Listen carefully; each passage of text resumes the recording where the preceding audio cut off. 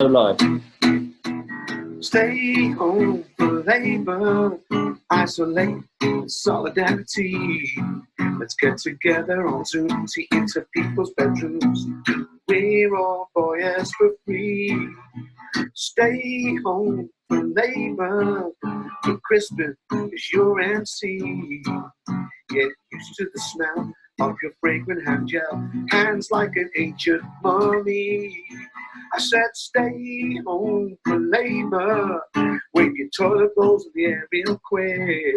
Have a laugh, have a sup, keep your spirits up, 'cause when this is all over, we've got some asses to kick.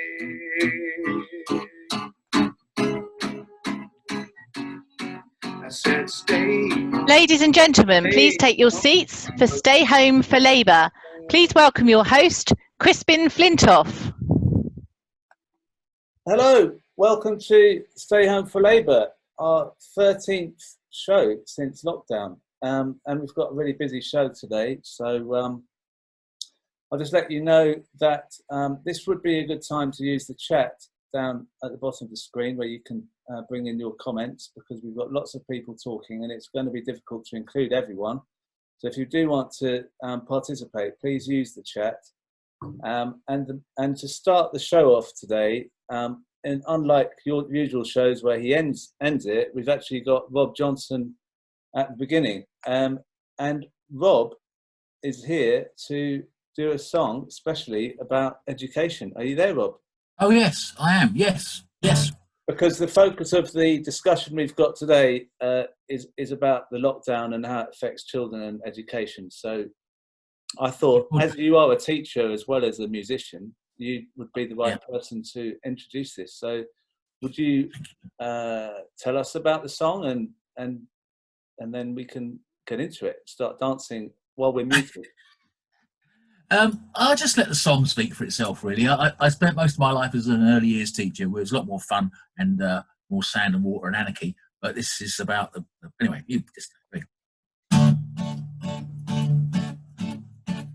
Little Edie Annie Spinks likes the Beatles and the Kinks, living in a council house, quieter than a council mouse, never past 11 plus. Rides the number 13 bus to the secondary modern, where she gets forgotten. Mum and Dad work all the hours. Edie's good at growing flowers. Edie likes to sing along to her favourite Beatles song. All you need is love, love, love. All you need is love, love, love. All you need is love, love, love, and comprehensive schools.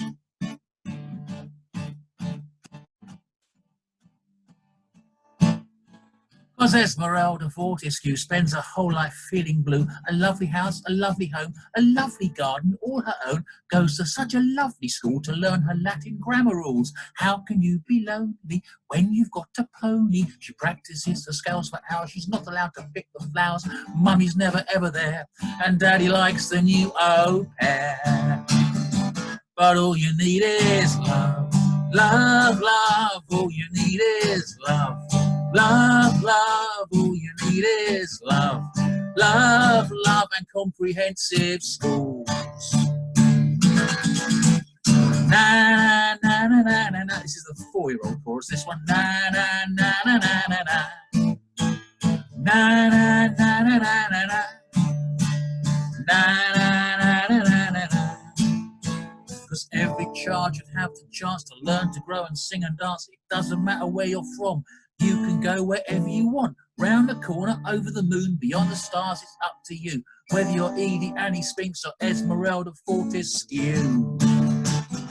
Well, all you need is love, love, love. All you need is love, love, love. All you need is love, love, love, and comprehensive schools. Na na na na na na na.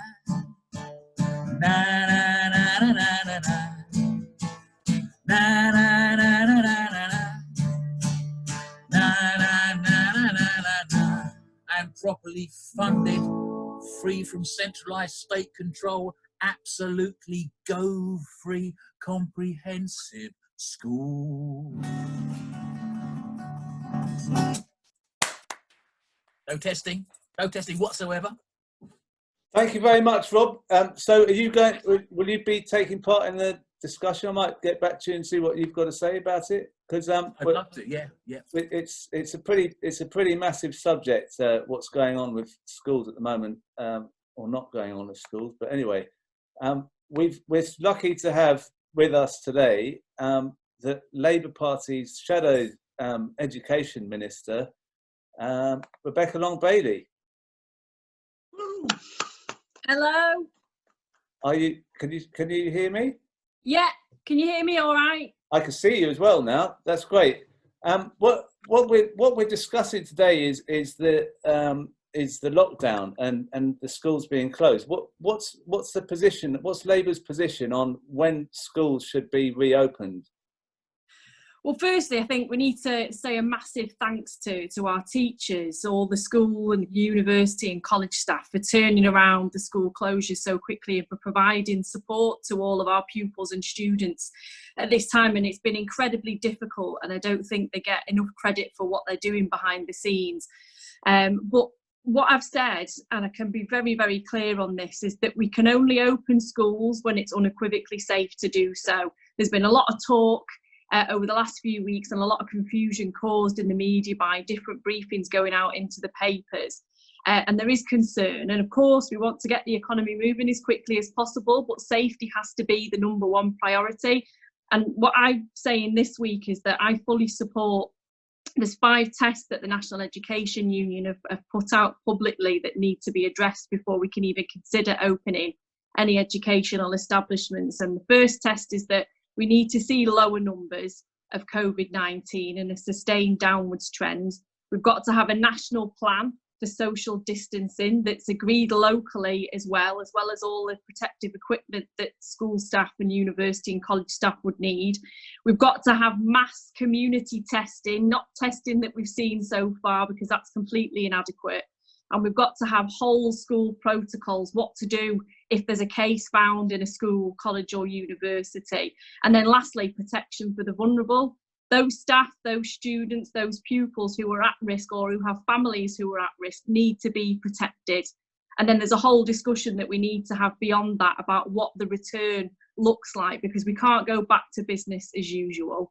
All the issues that existed beforehand, the pressures on teaching and college staff, the lack of funding, the fact that the assessment system isn't fit for purpose and is leaving many of our young people to fall through the cracks of the system, all of this needs to be addressed, and that needs to happen on return. Well, that's really interesting about what you said about how we have to make sure the return's right as well, because what we're going to hear, would you be able to hang around to hear our discussion, because we've got people from all over the country, teachers, parents, maybe 1 or 2 children might peep out from behind someone's back. But we're hearing from before about how many, we've discussed this a bit earlier before the show, how much people are struggling with the lockdown and how difficult it will be to return. So I'd just like to start by asking Nina, who's a Labour member and activist in Plymouth and also a teacher, what her position is, because she's actually at school. She's doing teaching already, because she's covering for key workers. Are you there, Nina? Yeah, I'm here. Can you hear me okay? Yeah. So you're going into school already teaching. What's the atmosphere like for you doing that? How's that? Well, it's just, the school is, so everybody's saying school is closed, but schools have been open all the way through this, obviously in a very different way. But I'm a teacher. I'm a head of languages at a very large comprehensive school in Plymouth, and serving quite a community with a lot of issues and a lot of areas of disadvantage. But yeah, we've been open throughout, and I think it's really important. We've got, within my own department, half of the department is shielding. One of my team has had COVID. Therefore, those of us that can are going into school on a rota basis to support those children and young people of key workers, but also, really importantly, our schools put a big drive on supporting our most vulnerable children and allowing those families to have the opportunity to access school, for them to come in and have some time there. And that's been every single day throughout the Easter holidays, we've been able to cover for students who've been coming in to access that support. Alongside that, we're also then trying to create a whole new digital learning platform in a turnaround of a matter of days and support that at the same time. And I think just to sum it up, the way it's been is, you know, in my 14 years of teaching, there's never been such an intense and relentless and prolonged period. You know, we are working our socks off. I've got colleagues in other schools that are getting up in the early hours because they've got young families at home that they're trying to support with homeschooling. And so to be able to teach their own children and provide online support for others, I mean, it's been a really intense time for teachers and for all school staff at this time. And what are you finding from the people you're teaching, the children? Are they struggling with the whole situation? Do they fear about coronavirus? Are they?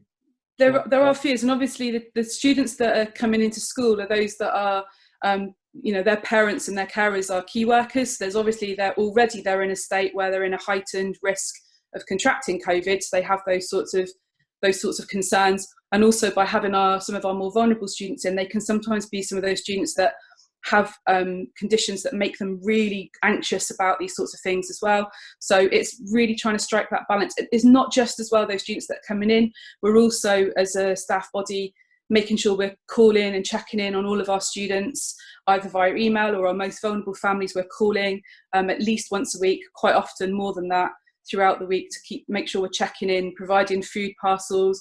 It's things as well. Schools provide, so much has been ripped away over the last 10 years of Tory austerity, that schools are absolutely the last line in support for many of our young people.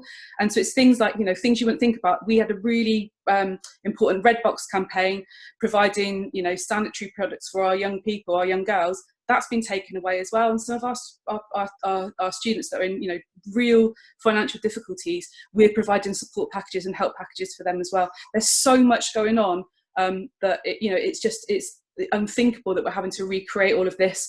But, you know, teachers are pretty resilient, and they're also pretty innovative, and they can find solutions. But we do need time, and we do need the resources to be able to do that correctly and in the best way for our school communities.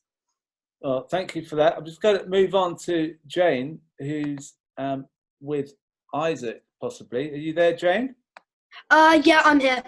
Oh, Isaac's there. Right, so we've got Isaac. Yeah. So Isaac, how are you feeling about lockdown, about not going to school? I'm fine with lockdown technically, but right now with school and everything, they're saying, yeah, why don't you go to school? But I would like to go to school, yes, but I just don't think it's safe yet. I mean, like, just imagine, like, one person in the school goes in and they have COVID.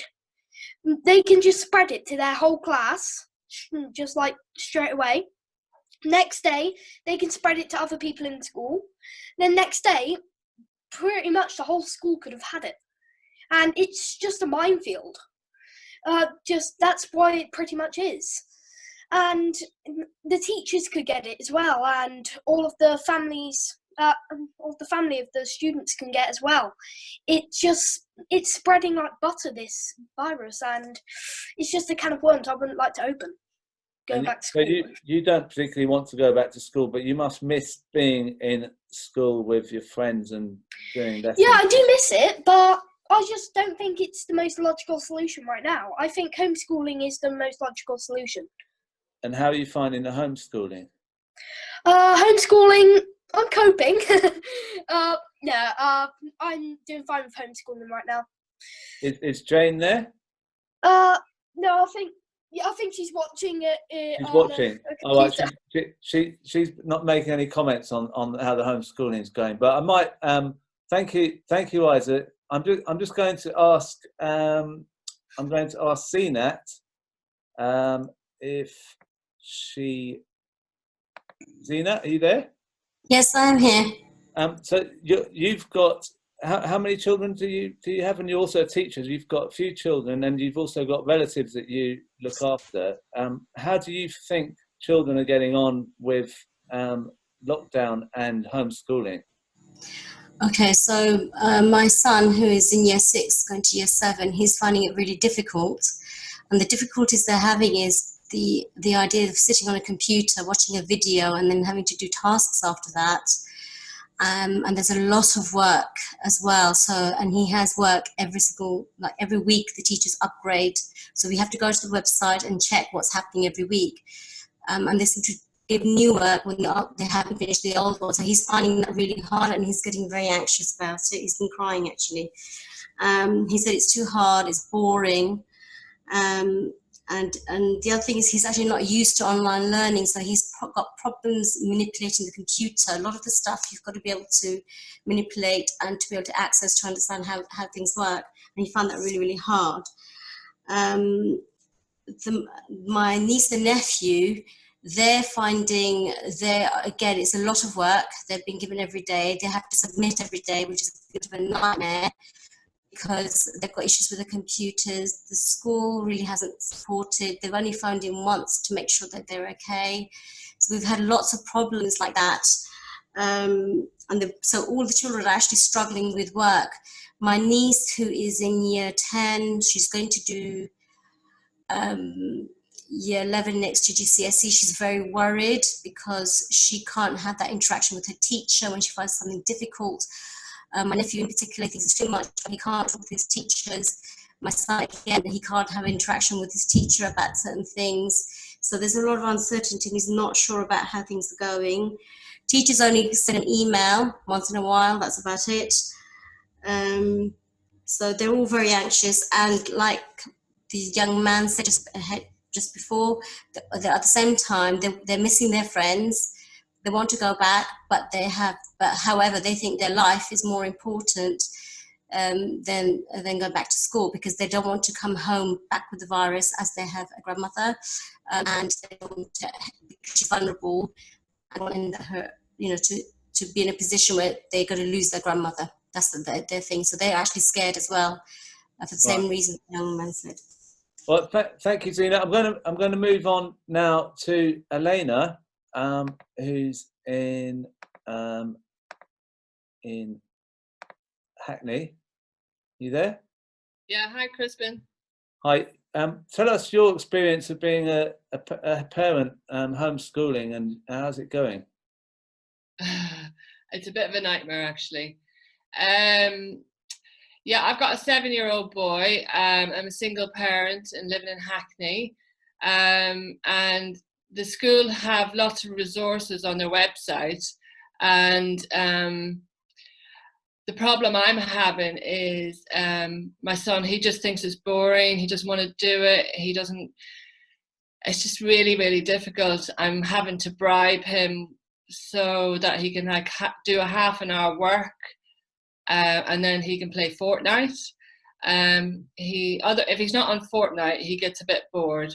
So he's having to learn that it's a different generation from us growing up. So being bored is, we used to play in the trees and other places, but these kids, when you're living in inner city, you don't have a lot of facilities, although a lot of them closed at the minute. Yeah, so it's difficult. It's not easy. All right. Well, I'm hearing the same kind of thing from lots of parents. So you're not on your own in this, because I've also Christina. Are you there, Christina? Yeah, I'm here. Hi, hello. What's your experience of homeschooling, and what's your situation there? Well, I feel I've kind of been in the COVID bubble for so long because I teach China. So I work from home. I'm a TEFL teacher at the moment, and I was a classroom teacher, but I had to retrain to teach from home because I have an autistic son, and he became so unwell that I'm also a home educator. So I've kind of been in the COVID bubble because I've been teaching China since obviously the outbreak. So it's quite strange that I've gone through all that, and then now it's happened here. So I've kind of a little bit of everything really. But it's very difficult, Crispin, especially because as I said, I home ed. I've got an autistic 12-year-old, and the thing is the change in routine. So that's even affecting, people say, well, his routine hasn't really changed because he was being home ed anyway, and you worked from home, so it's the same routine. But it's not the same routine because obviously the routine was quite strict, and it has changed. We've now got other siblings home that weren't at home. Can you see what I'm saying? So there's relatives he's not able to see, all his relatives that he would normally see because they're self-isolating. So, you know, there's such a upheaval in your normal routine that you find that then, you know, if you've got a child on the spectrum, that then they are regressing. So I would think, in my opinion, that I see a regression of about 15 months, which I find quite sad, you see. So I've seen a bit of everything, really. So you can ask me, how is it, you know, teaching out to China and working along the young children, because I teach age 4 to 13. So, you know, I've gone on that journey. I'm a home educator, and I've also got an autistic child. So kind of looking at it from so many different angles. But you think it's definitely had a really bad effect on people who are already being home educated anyway? So absolutely. That's quite telling that people who are not used to it are saying they're struggling, but then people who are used to home education are also. I'm going to have to move on because we've got so many people who are wanting to contribute. Thank you, Christina. You're welcome. Now, we're lucky to have Christine Blower here, who was the former General Secretary of the NUT, which is now the NEU. Christine, what's your experience of what you're hearing what are you hearing about the effect of lockdown on children and young people? Well, in preparation for coming on today, I talked to my daughter, who's a Year 3 teacher, because I wondered how much work she was doing as a Year 3 teacher. And I said to her, what hours do you think you're doing? And she said, well, I'm mostly doing 8 till about 4:30 or 5. And I thought, how can that be the case? You know, when you've got Andrew Adonis saying they're not sending out enough work. And the fact is that she is in contact with most of the kids that she teaches on most days. And it's not the same everywhere. And there are lots of parents saying they're getting too much work, and there are some parents saying they're not getting enough work. There are clearly some kids who are not being well supported. And I think one of the problems we've got is that there isn't any consistency. So the two difficulties are, we already knew that our society was incredibly unequal. So going into this, we already knew it was going to be a lot harder for a lot of kids than it would be for others. But it's also a lot harder for a lot of teachers than it is for others because of the situation in which they work. So the kind of key message that's coming to me is that let's make sure that teachers are engaging with the kids that they're working with insofar as they possibly can. And clearly Nina's doing that lots of the time, and my daughter absolutely is.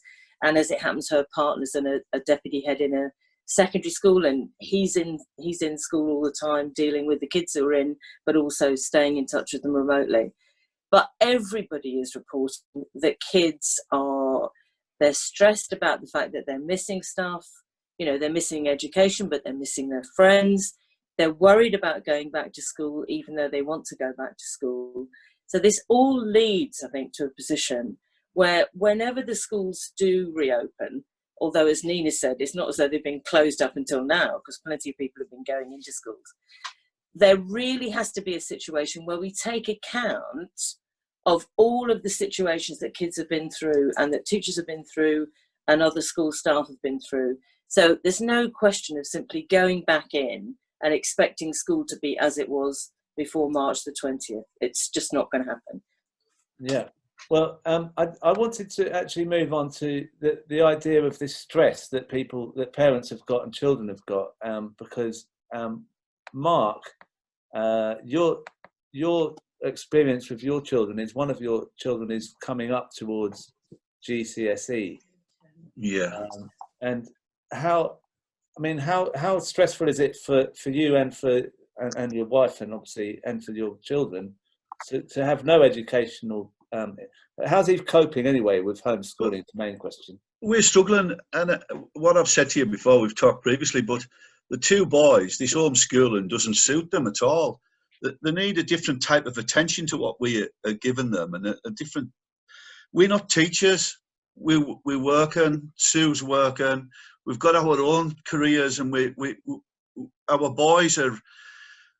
Some of the lessons are being loaded up, others aren't.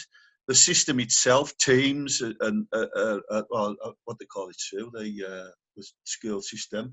Firefly has been going down on a regular basis, and I suppose I was just thinking of what everybody else is saying. We're lucky.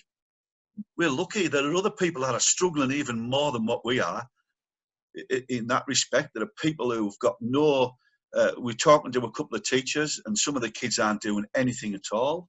Now that can be seen as good or bad, but you know, some of the parents are pushing the kids. And what we're worried about more than anything else is, because the schools are like they are, is that when they go back to school, the kids are going to be expected to catch up.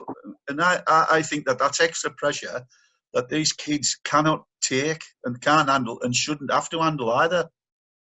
Yeah, I mean, that pressure, the thing is, it seems to me that lots of children are under pressure unnecessarily during this time when it's nothing to do with them, this corona thing, and they're being asked to do work at home, and parents can't really do much with it. So I'm just going to move on to Paul in Sedgefield constituency.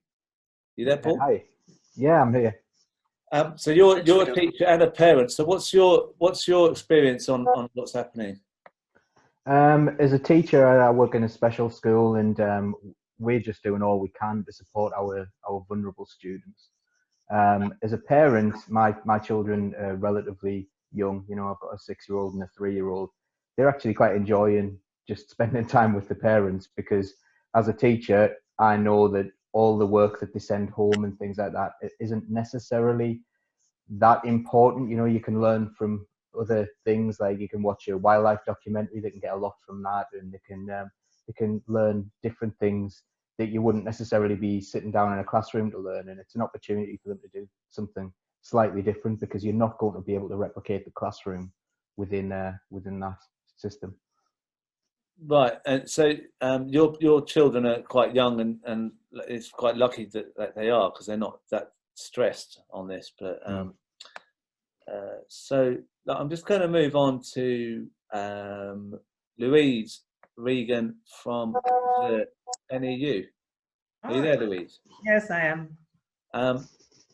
Can you make head or tail of how we can get through this with all these children who've got parents who are unable to help them with education? They're given tests on computers. They don't really get any interaction with teachers. They're also being given lots of worry about not doing enough and having to catch up when they get back. How do you think this is going to impact those children? I mean, I think as a union, we've been quite clear. We've provided lots of advice and support to members, and it is a mixed picture, that's clear. You know, Nina's school does a brilliant job, is, you know, not putting loads of pressure on. Some schools appear to be putting lots of pressure on children. There's all this talk about catch-up. You know, there cannot be catch-up when schools reopen. There will not, and schools haven't closed, as Christine and others have pointed out, but you know, that is just not a thing that will be able to happen. All children and young people across the country at the minute are getting very different experiences.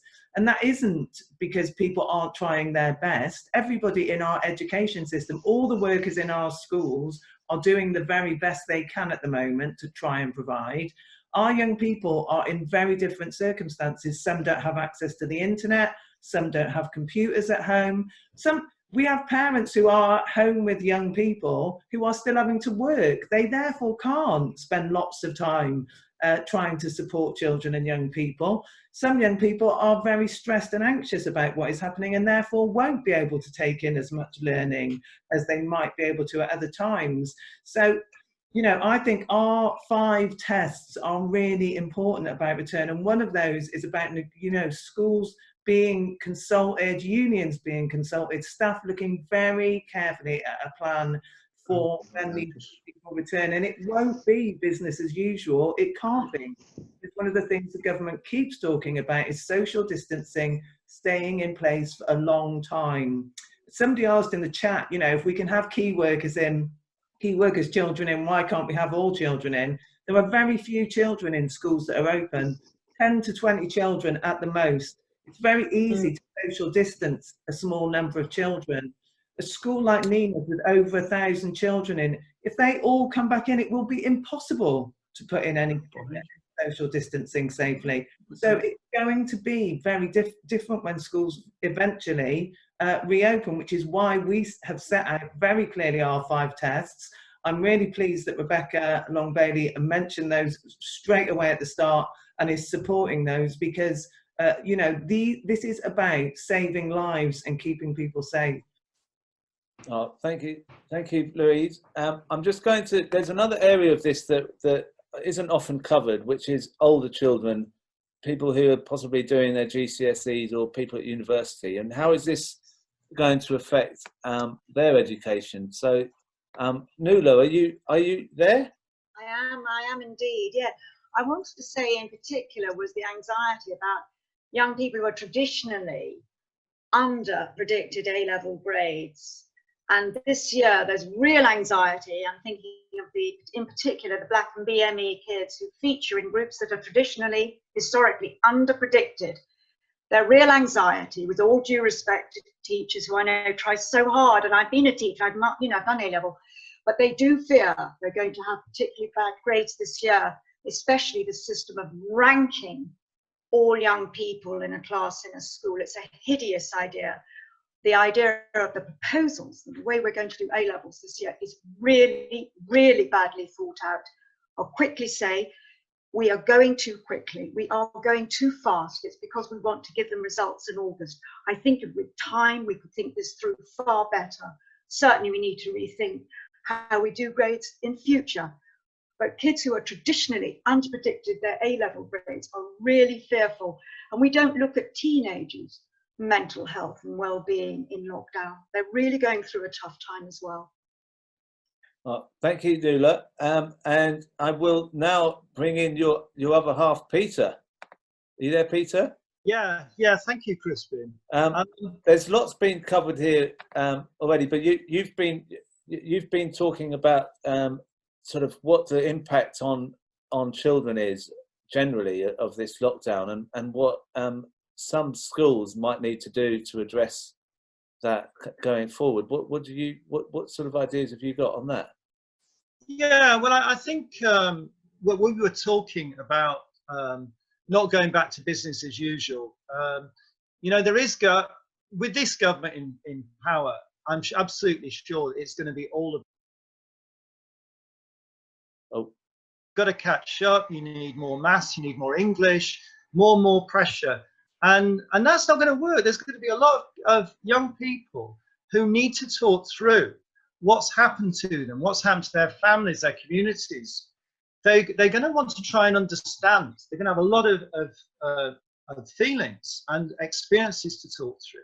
And I think that you've got to give them a chance to do that. Schools have to adapt and give space to young people to talk through their feelings, to their experiences and their ideas.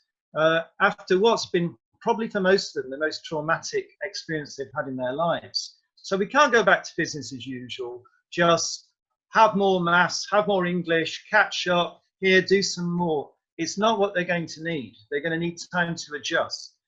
And there is a local school where we live in West London. And I think they've got a very good idea on how to tackle this. And what they're doing is they're recognizing that young people, you know, the children have had their world turned upside down.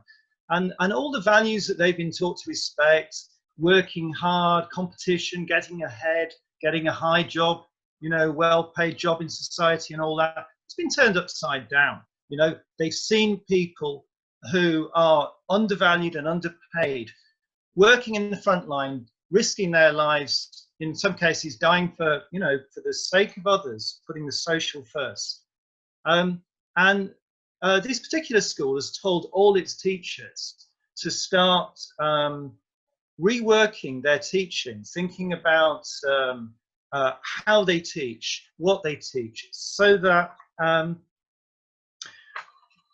children can start thinking through the ethical implications of living in society and the duties that they have to others, and how to go about being somebody who has a responsibility to do things for others. rather than just thinking about passing exams, getting ahead, and so on. I think that's a really good model, and I think all schools are going to have to think about this. So we don't want to go back to business as usual straight away. What we want to do is to build into schools the capacity to help students make that transition, to help them work through the experiences that they've had, and not to just say, look, more maths, more English. So the particular school I'm talking about, by the way, is Richmond Academy, and one of the teachers there, I think, is actually part of this Zoom at the moment, but we need to be doing more of that. Okay, well, thank you, Peter. I just wanted to, before we go back to Rebecca, because we've not got any more time, I just wanted to bring back, Nina in Plymouth, because Nina, you've forwarded me an email, I think it was, that was sent out to all the parents. What was that about? Because as we've heard, people are under a lot of pressure and feeling they have to catch up. What's the email saying? Well, I'm very proud of my school. I've been there for 14 years. It's also the school I used to go to, Estove Comp. And it's also the school that somebody else that's coming up later used to go to as well. We have got a plaque up for her because she's our most successful alumni. But you'll see her, but you can tell by her accent later on that it's her. But our head teacher sent out a letter to all parents and all carers really early on. Can I just read you a little excerpt from it?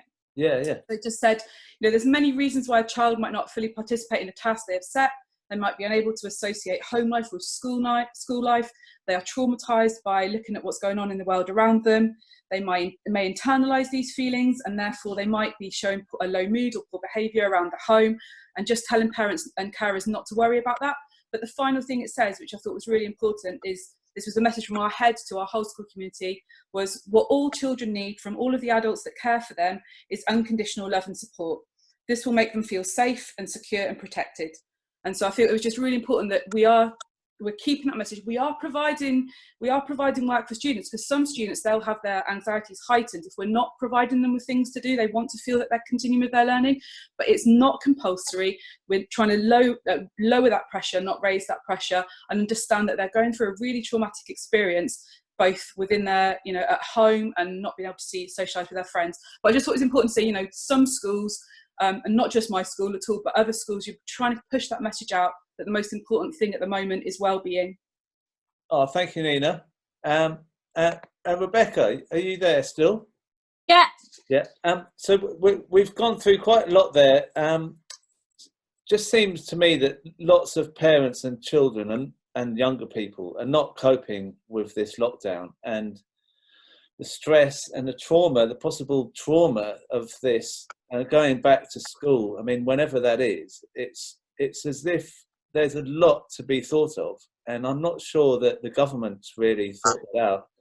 What do you think Labour's position should be on how we bring school children and young people back into colleges and schools and education? So, I mean, we've heard some, from some amazing people today, and what's abundantly clear is it's not a case of just clicking our fingers and going back to normal.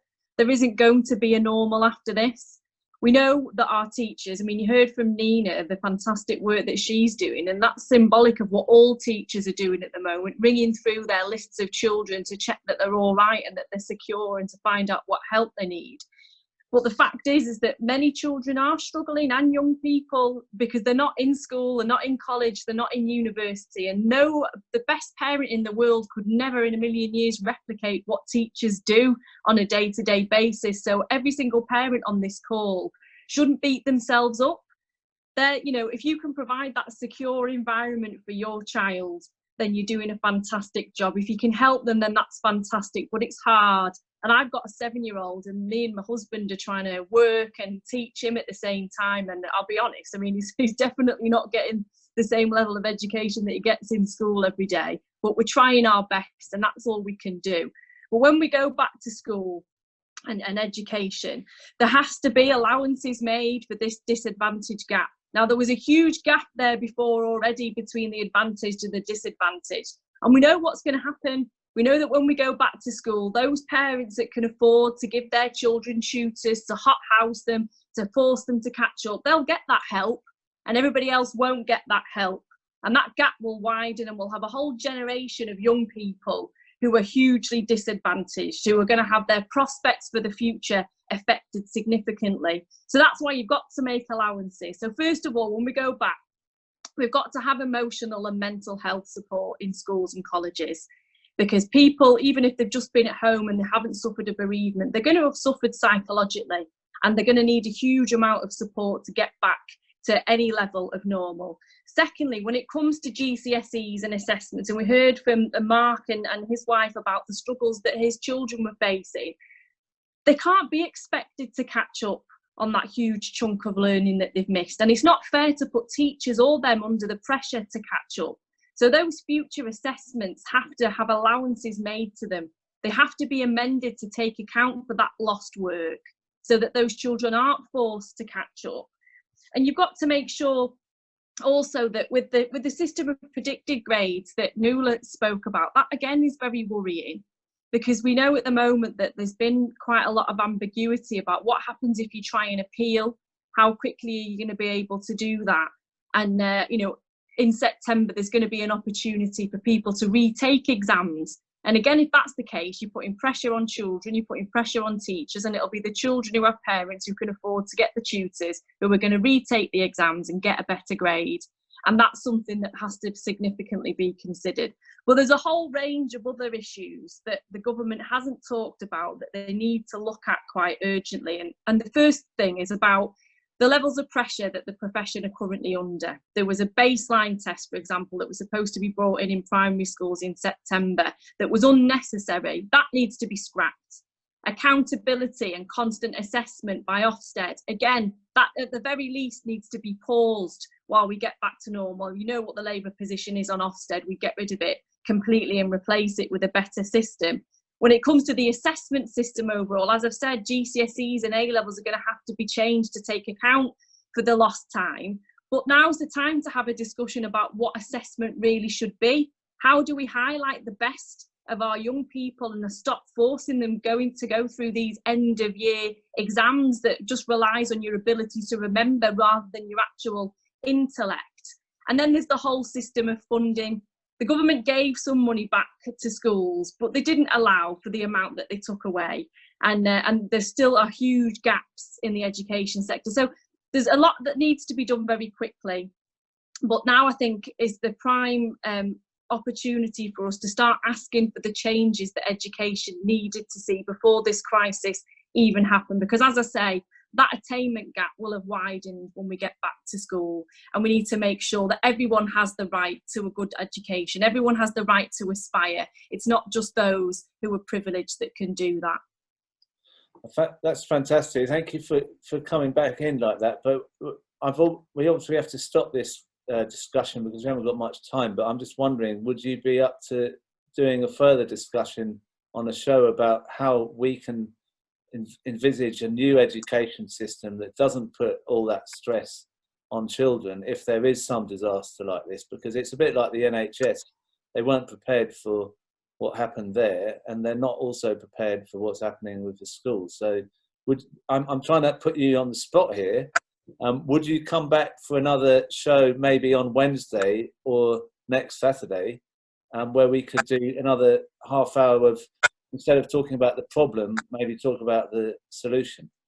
Yeah, definitely. And it's one of the things that often gets overlooked in education. Education is the keystone of building an equal society. It's about making sure that there's not just equality of opportunity, but there's equality of aspiration and people actually being able to do well in life. And if we can reform education coming out of this crisis to make sure that it doesn't matter what your postcode is, you're entitled and you have a right to that decent education, then I think that's a positive thing. So anything you've got going on, sign me up. Fantastic. It worked. I cornered you and it worked. So thank you very much, Rebecca, and thank you everyone else who's taken part in this discussion. We've got so much to go through in the show now. Starting off with Pamela. Now, where is Pamela, there you are, Pamela. Hi, Crispin. How are you doing, Pamela? Yeah, good, thanks. We've just got this little section for you. Yeah. And I will, there you go. So there's been a lot going on with these Labour leaks. It seems to be the last week we had the, what was it, the remit, is it, of the investigation? Terms of reference. Yeah. And then we've also had the names of the people who are investigating. Yeah. Now, I was fascinated by the terms of reference today. It seemed to be saying in one of the points that whatever's investigated can't change anything to do with the structure because that's set out by the rule book. So I was just thinking, what can they really do at all if the rule book can't be altered at all? Anyway, I'll leave it to you. I just thought that was a strange one. Yeah, thanks, Crispin. As you say, lots happened since I was last on your show. So we had, first of all, an NEC meeting that sent out the terms of reference. And again, people have concerns about those, as you say. But also they met yesterday to decide the panel. And that has really, really upset people. So I think I've said many times on your show that it's very hard to find people who are genuinely independent. But what's happened is that 4 people have been appointed, and at least 2 of those cannot be said to be independent at all. One has been, I think somebody who was put forward was Alf Dubs, who many people will know. Now, he's by no means considered to be a Corbynista or on the left at all, really. But he's thought to be a pretty decent guy who would deal with this genuinely. And he was put forward but rejected on the basis that he had been a supporter of Keir Starmer in his campaign. However, another person who has been appointed to the panel was also a supporter of Keir Starmer. So that's illogical, really. But one of the people they've appointed has retweeted anti-Corbyn things relatively recently. And another was a former General Secretary who many have said was key in chasing out so-called trots and attacking black sections back in the 80s. So how can that person be an independent person now when one of the things that people are so angry about is this kind of so-called trot hunt and the racism that's come out from that report? So I've been contacted by so many people, I can't tell you, and I have not seen this level of anger in the Labour Party. 2 times I've seen it. The first was over Iraq, and the second was expenses, MP expenses. And I really don't think the leadership are getting how angry people are. And that's one thing, but it's kind of a whole series of events have come together to magnify the anger. So last week I missed your show, Crispin, sadly, to go on another show to talk about the Labour leaks. And I was joined by Matt Rack of the Fire Brigade Union and by 2 Labour MPs, Bell and Diane. And we were the speakers, and it was a public meeting where anybody could attend. Since that meeting, there have been calls for Bell and Diane to be disciplined because of the people who attended the meeting. Now, this is 2 black women they've picked on. It's unbelievable, actually. So there was talk about suspending 2 MPs for attending a public meeting and speaking on a platform, but still today, 20 days later, nobody has been suspended who have been accused of those atrocious things. Combined with that, some of you may be aware that there has been another leak within the GMB union, and there is also talk of, within the Labour Party, a cover-up of something that's really serious. So people are so angry, and I have had people, many people saying to me that they're going to leave the Labour Party, and they feel that that is what the current shadow cabinet wants. They want them to leave. They want to get rid of them. Something has to be done. I think Keir Starmer, what was his message when he came to the leadership? That he based it on, he was the champion of the underdog. He had a human rights track record. Now, I can't see much of that going on at the moment. Where is the accountability? You talk about how we can't change things, Crispin, because that can only be done by the rule book. We have a rule book that deals with disciplinary issues, but that's not being applied currently to the people who the allegations have been made against. And for the many, many people, thousands in fact, that suffered at the hands of the coup in 2016, when so many members were expelled or suspended for trivial things, to see that real racism, allegations of corruption, really, of meaning that we didn't have a Labour government in 2017, and nothing has been done, nothing. Everybody feels, or a large number of people feel, that this is just a whitewash. This is kicking it into the long grass. So something's got to happen, because the leadership is currently looking like it is completely out of touch with the membership. And people are saying to me, the Labour Party is not a place for black people. Now this strikes back, if you look back in history, to the 80s, a similar thing, and the 90s. It's got to change, because Labour, I don't know at the moment where it's going. Yeah. We've had 2 programs on the leaks, and we can have more. But what we're going to do on this show is we're going to keep doing an update on the leaks, because thanks, Crispin. It's too big an issue to just forget, and people are talking about it. Can I just say one other thing? Is that with COVID now, and we've heard about education and the inequalities and the impact on black minority ethnic children that are so prevalent, and COVID has really cast a spotlight in the discrimination and inequality in our society that was there. And in my day job, I work in a law centre, and I know what schools are doing and what they're taking on the role of social workers, of advice workers and everything else, and supporting their kids. So that was there already, but COVID has opened it up. And so for people to see that this is actually going on in the Labour Party as well, that's why people are so angry as well. So it really has to change. I know Rebecca's here, and I would hope that she'll take that message back, because they have to listen. It's not going to go away. Well, we're going to keep going on. And thank you for coming back, and hopefully see you on Wednesday, yeah? I will. I'm safer in your meeting. All right, we got your commitment there, Wednesday, right? Okay, good. And we now are, because we've got a few teachers, I'm sure there's lots of teachers who have logged in today because of this discussion. We've now got, it's going to be a doddle for them when they take part in the Labour Heroes quiz, I'm sure. What happened last week is our reigning champion was Mary Evans-Young, but she just texted me earlier today saying she's not going to come on today. So I'm looking for a new champion on the Labour Heroes quiz. So who knows who this Labour hero is? And I'm going to put their picture on the screen, and I'm looking at the chat.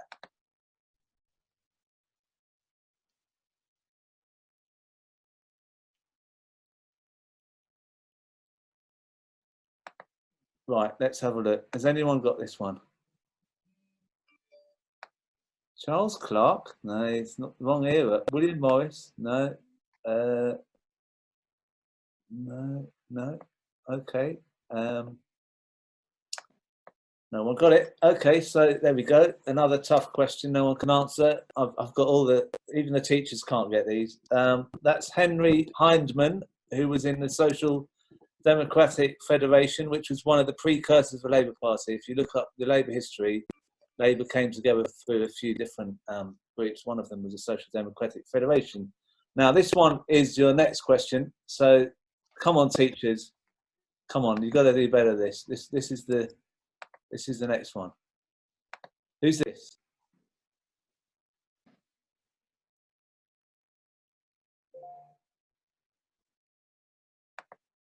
Anyone?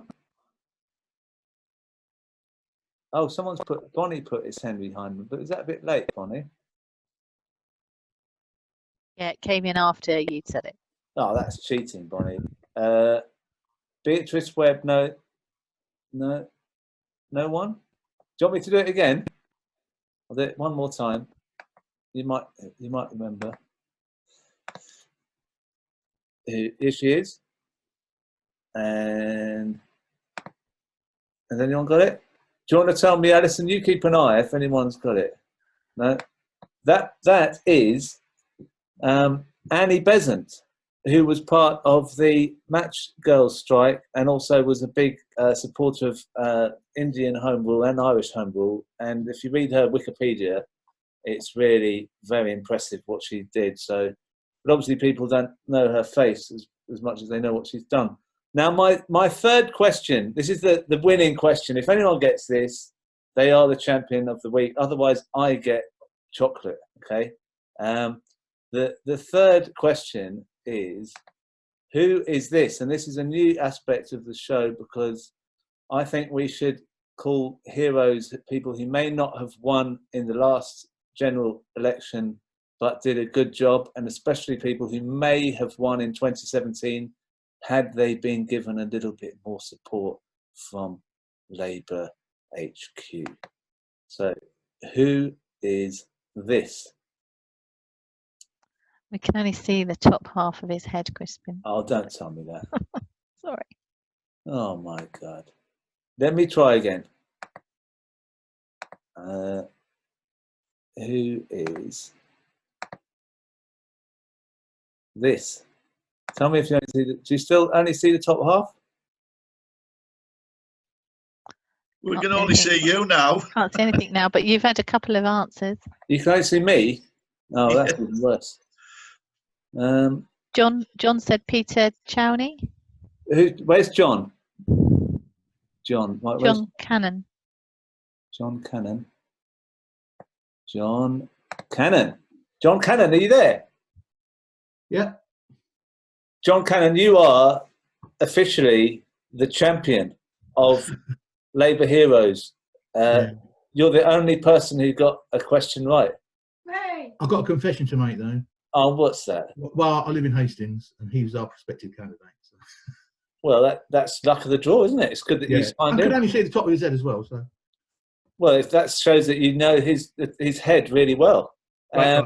And I can only see the top of your head, so it's sort of like it's the same thing. So will you come back on next show to show that you're the champion? Yeah, of course. It might not be a Hastings candidate next time, so you might have to study a bit more than just your own backyard. All right, so we have the champion of this week, and I've got a very I've got a good development coming on with the quiz, which I'll announce at the end of the show. So don't log off before the end because you'll miss the best news that you've ever heard. Okay, and thank you, John. Is he there? Oh, is he frozen? Right. Okay. Well, anyway, we're now going to move on to our comedians, and one person who we've been missing for quite some time because he's been either not very well or he's been a parent is our friend Boris on the bog. Are you there, Boris, on the bog? Yes, I'm here, Crispin. Boris on the bog, as it were, as you can see. And so what have you been up to, Boris? It's been quite a while since we've seen you on the bog. Yes, well, believe me, I've not been off the bog, really, for about 3 weeks. So, with excitement for a number of things. But, as you know, this week, hatched upon the world was the son of the Messiah, Mini-Me, the son of the Great One, on Monday in the hospital. Now, I wanted to name my son Loads of PPE. Why? Because then we could say, well, on Monday in the hospital, we delivered loads of PPE. How's that for stuff? Yeah. And if there'd been twins, Crispin, the other boy was going to be called 100,000 tests by the end of April. Johnson. What's wrong with that? You know, come on. So sleepless nights for me to come, Crispin. But no, you know, I mean, it's not really any different anyway. That's just Dominic Cummings texting me his Xbox scores at 3:30 in the morning. Yeah. Talking of Dominic Cummings, he was supposed to be really ill as well recently, wasn't he? I mean, apparently he left work one day, went home, and said to his wife, "Darling, I feel really, really weird." She said, well, no change there then.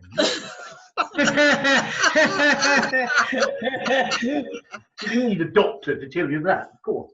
So what about the news? The news, yes. Well, the good news is that shoplifting is now down to record lows, as you know.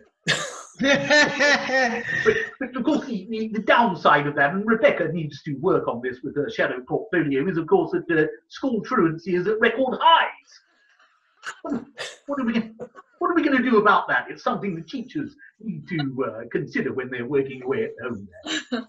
What have I been doing, folks? Well, this week I learned to play Rachmaninoff's Second Piano Concerto on kitchen utensils. How's that? Isn't that wonderful? And I also made a great big thank you NHS. We love the NHS banner made out of stockpiles of Priti Patel's fan mail. I've got it here. Here it is. Here it is, folks. It's quite heavy to lift. There it is. Priti Patel's recycled fan mail, PPFM, has given us this. Isn't that wonderful? So, oh, look, Boris, I'm really sorry, but we've run over time, and you know I wanted to mention come back to you another time. But okay, do it Wednesday. Thank you first. Yeah. All right. Well, good luck, Rebecca. Good luck. Good luck. And I'm Labour now. Is Don there? Hello, Crispin. How you doing? Yeah, I'm good. So what have you been up to? You haven't been writing any more jokes, have you? Well, the most important thing people have been talking about, and I'm going to admit this, I've been suffering from depression because of the lockdown. I have Asperger's as well. Did you know Britain is the 6th richest economy in the world, and yet we don't invest enough in talking therapies? Currently, there's a huge waiting list for free counselling on our National Health Service. On a side note, I'm not a comedian, I'm not. I'm just a depressed person who's realised it's quicker to talk to someone by becoming a stand-up rather than waiting for free counselling on the NHS. Everyone's talking about education. I want to talk about my education. I don't mean to brag, I don't mean to boast, but I was privately educated. I was homeschooled, but my parents charged me. It's not true, it's not true. And this is actually true. I'm not the cleverest person in the world, never am. Not the cleverest person in the world. When I was younger, I failed 5 times to get into 5 different grammar schools.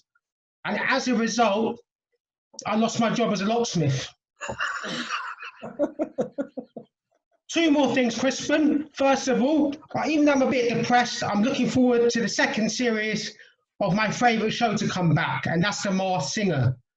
The only difference this time is that contestants have to keep their masks on, just so they don't catch the coronavirus. And finally, I want to end on the political note. I've got friends in the Labour Party who are left-wing, who are Jewish, who are black, and it's a great... And with the recent Diane Abbott Zoom meeting, I'd just like to say that the Board of Deputies don't represent the opinions of all Jewish people in the Labour Party. Hugely important organisation. But just saying that is like assuming that all Indian people work in call centres. And when I tell people this, they hang up. Thank you, and see you. Thanks, Don. Thanks, Don. Patrick, are you there? Hello there. Are you, Crispin? Oh, your hair looks... You've done something to your hair. Thank you very much. Yeah, I'm getting my hair ready because I've heard the good news about your quiz, Crispin. It's just been picked up. It's been picked up by ITV7 +1. How did the ITV people are going to get that right? How are you? That's what I'm looking forward to. Yeah, it's all part of a ploy to get on ITV. This show. You've done well. Listen, let me just tell you, Crispin, quick, because I've been listening to all the parents and the teachers talk about the education, and I can sympathise with this. I remember when we were kids, there was no internet, there was no homeschooling. We used to go outside. People mentioned it. We used to play outside. We used to play a game called Kirby. I don't know how many people, there'd be a lot of people up north played this. I don't know if you played it down south. Kirby was where we used to stand on the opposite side of the curb, throwing half bricks at buses. And we used to do that all day long, and it was a great laugh. Then we used to play a game called Chicken. I don't know, do you ever used to play Chicken down south? Do you remember? Yeah, I think so. Yeah. I'm not promoting it to the kids, but you used to stand on. We didn't have PlayStation. We used to stand on the train tracks and wait for the trains to come. Then you jump off just before the trains get there. People used to do that. We stopped playing this because it is very dangerous. Because one of our friends died. He because there was engineering works, didn't realise he'd been there for 3 days, didn't realise there was no trains, and just died really of dehydration. So I'm saying, let's get the kids back indoors, let's get them studying. Do not have the education that we had upbringing. We weren't very educated at all. But one of the positive things today, I don't know if you've done this, Crispin, or if anyone has done this, is it's National Naked Gardening Day. Did you know this? No. You've not done it? Okay, well, to celebrate, I went naked around my garden centre, just walking around. People started social distancing. I thought it was because of Corona, but it was because I actually had my tadger in my hand. Now, if you're a gardening person, my tadger is just one of them Himalayan tree plants. It's nothing dodgy. It's nothing rude like that. Tomorrow is National Naked Cooking Day, so I hope people get involved. And on Monday, it's National Naked Have a Shower Day. So please get involved. Just start doing some of these things. It'll be absolutely fantastic. One of the important things, I know we're short on time, Crispin, is that baking has gone through the roof. Have you done any baking since the lockdown? I tried a bit of bread. Yeah, it didn't work very well. Are you joking? Did you Google the recipe, or you just freestyle? No, there's something called a bread maker, but it was a disaster. You've got a bread maker, Chris. How course you do. Oh my God. We haven't even got a table. You've got a bread maker. Look at this. We're struggling to get plates here. Can you not see the shelves? Yeah, it's hard to get yeast. It's hard to get any yeast. That's the problem. Yeah, there's no yeast. Well, listen, I didn't even know what this was. People going crazy. I saw it all online and people talk about baking and stuff.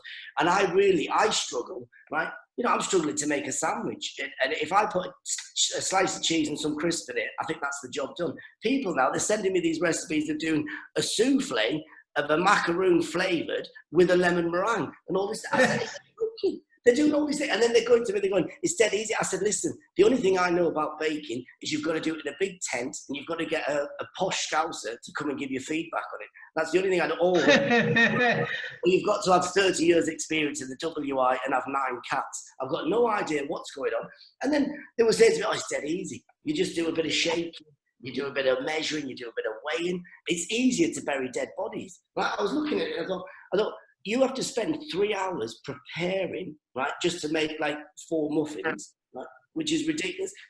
And then you have to spend an hour after it's cooked, then you have to decorate for an hour, then you have to let it cool. I could go to the Asda. It's 4 minutes. We get 4 muffins, less than £1, come back and eat them within 3 minutes. That's the whole job done. I'm spending £19 on ingredients to make 4 muffins that for £1. And then my mate said to me, I looked at the book, he said, you've got to preheat the oven. Preheat them. Do you know what I did? I put a big quilt around the oven and a hat and gloves on it. I was just waiting for it to heat, to feel warm, give it a cup of tea before I started. So yeah, it's been quite a stressful time, Crispin. Sounds like you're having a bit of stress, Patrick, but it's good, yeah, but you're looking well, and the David Hockney poster looks good as well. Yeah, I'll catch up with you on Wednesday, Patrick. I will do. All right. Jason, are you there? Hey, how you doing, Crispin? Yeah, we missed you on Wednesday. You were working, weren't you? Yeah, I was working. Well, I'm a key worker. You know, that I'm a key. That's my title, not delivery driver. I'm a key worker. My skill is I can get from Clapham to Bermondsey in 15 minutes. All right, that's my skill. It's not saving anybody. But just touching on what Patrick was saying, he said there was a game called Curvy where they were throwing half bricks. Kids are going out throwing bricks at buses and cars and stuff like that. Yeah. I've just realised that most of South London were playing Curvy with my family when they moved here from the West Indies back in the 70s. So I didn't realise it was a game, but you live and learn. In terms of education, all right, I was around my friend's house the other day. He's got a 10-year-old son and he's homeschooling him. And I'm not saying this kid is bad, but he got expelled from homeschooling. So that lets you know how ghetto this kid is. Do you guys, I'm 41 years old. I don't know if you guys remember back in like 1990, there was that. Sorry? You don't look 41, are you 41? Yeah, I'm 41. I just said that to get that response. There's got nothing to do with what I'm talking about. But if you guys remember back in like 1990, there was a massive snowstorm. And my dad actually started schooling me at home, just like Don's. My dad schooled me at home. He got me and my brother in the living room. And he said, I want this room to be just like your classroom. So me and my brother left. All right, so that was us growing up. And this is one last thing before I go. One last thing. I'm learning more about this virus all the time. I'm learning that this virus is, people in poor areas are way more affected by this virus than people in rich areas, right? The virus has a worse effect on poor areas than rich areas. So what that tells me is COVID-19 is actually a member of the Conservative Party. Right? But yeah, I've had a great time. You guys stay safe and hopefully see you Wednesday. Yeah, nice one, Jason. See you Wednesday, hopefully, yeah. And Susie, you there? Hello. Oh, you've changed your hair. Yes, I've gone lilac. It's a bit of a funny light here. But yeah, I've gone lilac. Apparently, lilac crush. Can anyone spot the difference between me and the lady? Yeah. It says creates a soft pastel hue. It's got a bit patchy, but like this, I feel like I was lulled into a false sense that I would look like, she can't even look me in the eye, the smug cow. It'll be all right. It'll be all right in a couple of washes. Yeah, I've been. I went to get hair dye. I know that's not an essential item, but I went to Boots because I was doing a few errands anyway, and I popped into Boots, and I literally only wanted hair dye, but I didn't realise they put this system in place where there's a lady at the front, and they escort you round now in the big Boots. So I panicked because I didn't want to just say I'll come in for hair dye. So I panicked and said the first thing that came into my head. So I've ended up with this. The big bag of tenor ladies. I panicked, so she escorted me around. So I had to buy it, and it's none of your business why it's open. They're quite good actually. They're quite good if you're having a gin night and you're watching a boxer and you don't want to have to keep getting up. So they're actually the pant ones. They're better than the strip ones because my mum had the strip ones and she had an accident one day where she put it on the wrong way up, so the sticky bit was facing up, and she didn't realise. She had to rip it off like a plaster, but on the positive side, she gave herself a wax without having to go to the salon. So you might not find that a top tip, but she sent it in to take a break and got 60 quid. Yeah, so what else have I been doing? Oh, I noticed there's a new Facebook emoji, the care emoji. Have you seen this? No. They've added a care emoji, which is the yellow smiley with a heart, holding a heart. Now I haven't got it on my phone, but I've got one in real life. I've got a little red heart. So I'm going to just do the care emoji. And this one's for you, Don. That's me. Screenshot that, Don. That's a care emoji for you. On a serious note, though, if you are feeling rubbish, and it can sort of, they call it doctor theatre for a reason. When you do comedy, it does make you feel better. So hope you're all right, Don. Give me a call if you want. You watch daytime telly, Don, because that's like great escapism. Because I always watch This Morning, and it's like they keep talking about the coronavirus, and they're trying to find new things to talk about, and they're getting a bit sort of eccentric with their items. The other day there was a woman on it who said that she could tell the future with asparagus. Did anybody else watch that? Did you see it? And she was talking to the asparagus. So I've got some here that I'm going to have for my tea later, and I'll see what it's going to tell me. It says that my hair will be okay after a few washes. That's good. What else? The Jason Donovan concert I've got tickets for in November will be on. Excellent. What else? What else? Apparently my diet will start Monday. It also says that my pee's going to smell weird tomorrow. Do you know, it is actually, now I saw the thing about the Naked Gardening Day today, and I considered it, but then I thought, well, the neighbours already hear enough fleshy slapping about on a Thursday night at 8 p.m, so I don't think I want to treat them to that. So I'm not going to do that. That's it really. That's all I've been up to. It's good to see my friend Nina earlier. Nina the teacher. We were at school together before they spent money on it, and they used to call it a comp, and now it's a high school. So yeah, she's brilliant. She's genuinely one of the nicest and most dedicated people I've ever met in my life, and she's real good fun as well. Despite the amount of gin she drinks on school nights. So yeah, that's it from me. I hope everyone has a lovely, lovely weekend. Honestly, this Wednesday and Saturday, honestly, it's really nice that you're there and you listen, and because we'd all go mad, wouldn't we, Dawn, sitting at home talking to ourselves. And I enjoyed Rob's song earlier, so this one's for him as well. I have many, many cushions. So have a lovely weekend, everybody. Thank you, Susie. Now we are running really late. I'm really sorry about that, but we did have that. I think we had to have a good discussion on the children, young people in schools, and it was very good. So I think we're just going to go ahead with what we are going to do now is bring in our our final act for tonight, and I'm hoping this works because I have obviously had some issues with screen sharing before. But I'd like to say about this that when I was in a job in the 90s, I had a really horrible boss, and he treated me really badly, demoted me, demoralized me, and then he actually told me that his favorite song was the song that I'm about to play. But the thing is, even though he said it was his favorite song, the song is so good that I didn't hate it. So it shows how good the song is. That and I'm going to play the song now, and enjoy it. Yeah.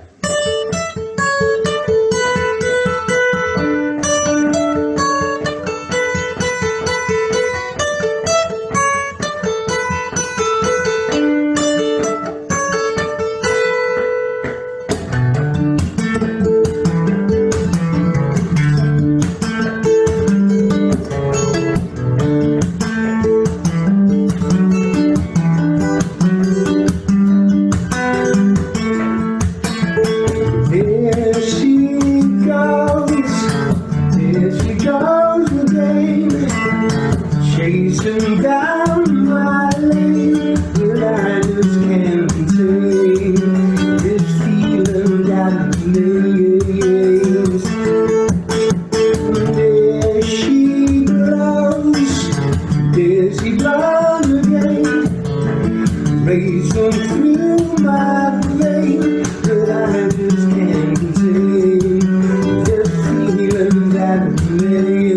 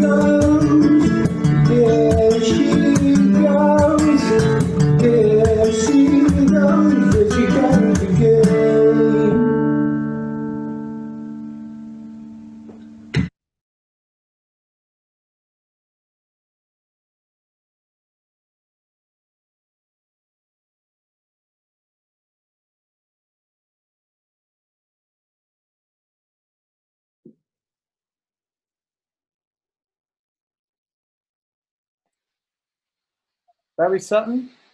Hello. Are you there? I think so. Can you hear me? I can, yeah. Sorry, I was a stupid introduction to your song. I'm not particularly good at, I'm not like the One Show. I don't do great intros, but I just wanted to say. I don't know, Crispin, it painted the picture. I mean, we've all had bosses we couldn't stand, and I think it's a testament to the song that even if you make that association with the guy, you don't hate it. I hear that, you know?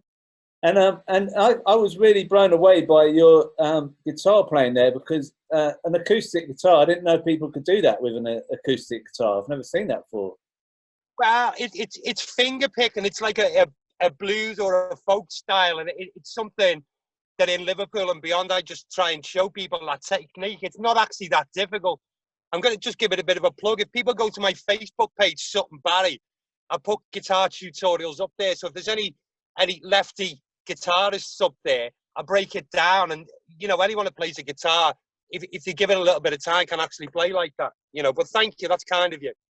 And how are you coping with the lockdown? I mean, you can't do gigs, I suppose, so you're teaching guitar. Is it difficult? I did a gig on Instagram the other day, but I mean, in general, I'm quite good at doing nothing anyway, so it's quite a boon for me. Being a musician, you know, I don't work regular hours. You know, I don't work a lot of hours in the week. I'm lucky in that sense, and I've spent a lot of my time waiting to get to this moment where I kind of pick and choose my own hours. But I do really feel for people who have very structured weeks, you know, because it must be like the carpet's being pulled from under them, you know. So I do feel, but me personally, me and my kids and my family, we're all right.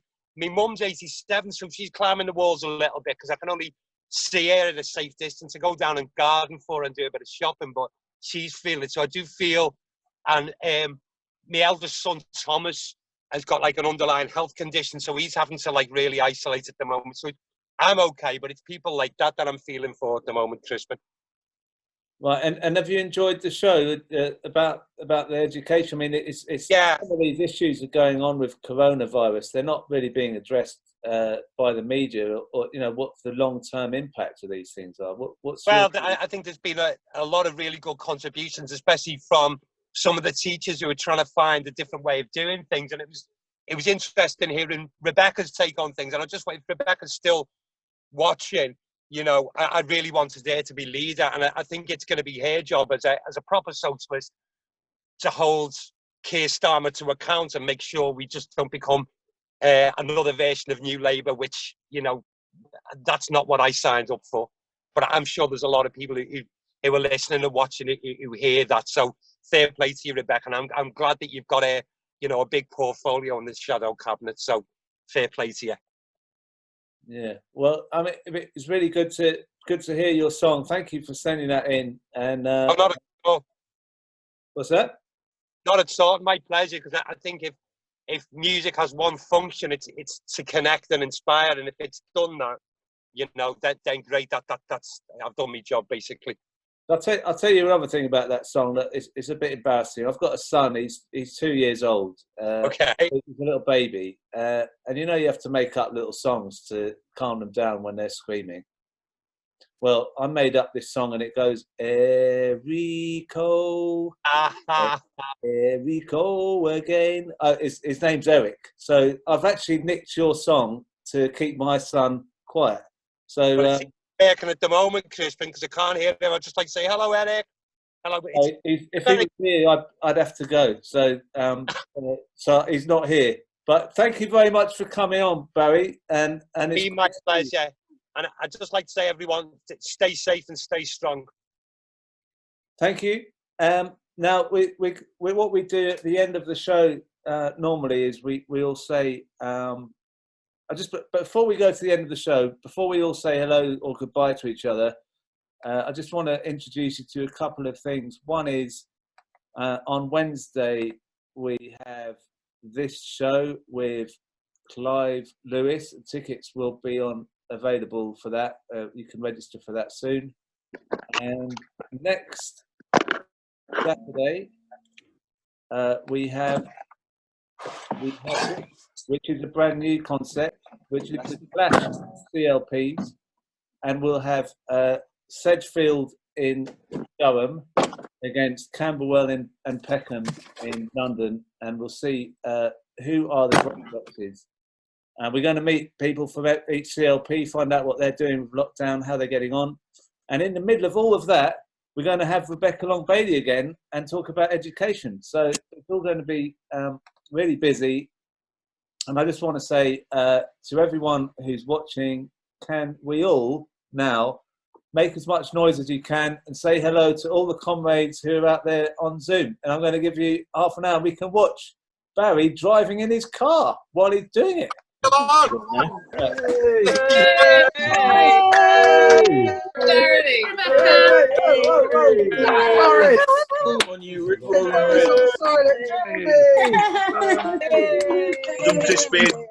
So they've made well done, all them comics, absolutely brilliant. See Don, Rick, Don, fantastic. Rebecca Long-Bailey, fantastic, Rob. Today. Absolutely awesome. Wendy, everybody. Thank you, Plymouth. Great, some great work there. You've got a red ring round your bottom. Robbie down in Brighton there. Well, I'm Rob. Never seem to move off that toilet.